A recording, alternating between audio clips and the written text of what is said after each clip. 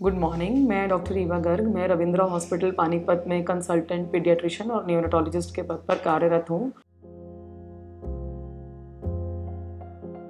आज हम बच्चों में होने वाली प्रॉब्लम जिसको हम ऑटिज़म कहते हैं उसके बारे में बात करेंगे।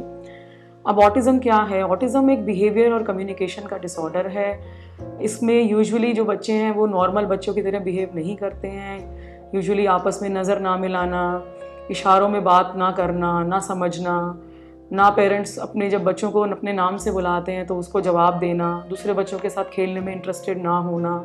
यूजुअली ऐसे बच्चे जो हैं स्पीच डिले यानी कि बोलने में डिले से प्रेजेंट करते हैं हमारे पास। और आपको जान के हैरानी होगी कि इस समय इसका इंसिडेंस बहुत ज़्यादा बढ़ रहा है।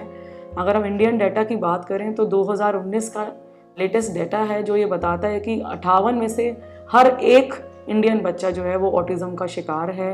अब ये क्यों हो जाता है, इसके कारणों का सही तरह से पता लगाना बहुत मुश्किल है, बट कुछ ना कुछ जेनेटिक फैक्टर्स हैं जिनकी वजह से ऐसा हो जाता है ना। क्योंकि ये डिसऑर्डर बहुत ज़्यादा कॉमन हो गया है तो इसके बारे में कुछ बातें जानना हमारे लिए बहुत ज़रूरी है।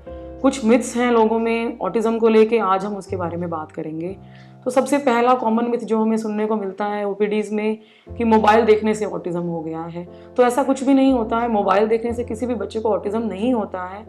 ये ऑटिज़म मोबाइल से कनेक्टेड हो सकता है, मोबाइल उसको ट्रिगर कर सकता है अगर बच्चे का स्क्रीन टाइम बहुत ज़्यादा है, लेकिन ऐसा नहीं होता है कि मोबाइल बहुत ज़्यादा देखा है तो ऑटिज़म हो जाएगा। जिन बच्चों में उसकी टेंडेंसी है, स्क्रीन टाइम अगर बहुत ज़्यादा है तो वो उसको सिर्फ ट्रिगर कर सकता है। दूसरा मिथ जो इम्पॉर्टेंट है कि ऑटिज़म कम्प्लीटली क्योरेबल है, तो ऑटिज़म कम्प्लीटली क्योरेबल नहीं है। लोग सवाल पूछते हैं मैडम हमारा बच्चा पूरी तरह से ठीक कब हो जाएगा?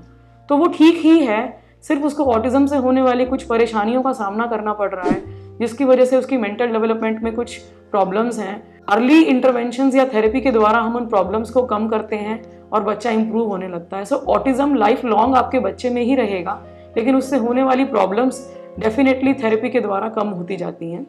तीसरा इंपॉर्टेंट मिथ है कि ऑटिज़म वाले बच्चों का आईक्यू पुअर है या ये कुछ बन नहीं सकते हैं बड़े होकर, तो ऐसा कुछ भी नहीं होता है। मोस्ट ऑफ द बच्चे जो ऑटिज़म से पीड़ित हैं उनका मोस्ट ऑफ द बच्चों का आईक्यू नॉर्मल होता है, और अगर हमको सही टाइम पर थेरेपी मिलती है और पेरेंट्स सही तरह से अपने बच्चे को सपोर्ट करते हैं तो ऐसे बच्चे ज़रूर कुछ ना कुछ बनने लायक हैं और वो नॉर्मल बच्चों की तरह अपना करियर भी बना सकते हैं और स्कूल भी जा सकते हैं, बट पेरेंट्स को सपोर्ट देने की बहुत ज़रूरत है। चौथा इंपॉर्टेंट मिथ है कि ऑटिज़म जैसा कुछ भी नहीं होता है। ये तो वहम है। बच्चा लेट बोल रहा है क्योंकि इसके पापा भी लेट बोले थे, तो ऐसा नहीं होता है। ऑटिज़म एक वेल नोन एंटिटी है।